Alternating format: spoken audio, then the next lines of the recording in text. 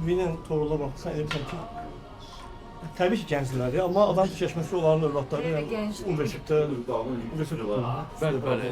3-cü kursda oxuyur, böyük oğlan. ayırmaq boylarından böyük. Əslində mənim 44 yaşım var, yoldaşım 40. Neyse. Mən də Amma beş böyüksən çox. 44, hə. Doğru qardaşıdan. İlxan qızı, amma məncə İlxan böyükdür. Məndən 2 yaş böyükdür, Hə. 79-cu. Belediyə teatrında o da işləyirlər. Mən uzun müddət bir veriş aparmışam, bəlkə də Space-də. salma görüm bu verişi. Aa. Double bomb verişi var da Space-də. Aa. Vaxtilə. Xeyli müddət olub. Hə, yadımda. 7 il aparmışam onu. Ödə deyim ki 2005 6 zat o illər O illərdə 2014 qədər davam edir. 2014-ə qədər davam edir. Bizi əsas tanıtılmaq 2 ay olmuş. İçərmişik yəni. Əsas oradan.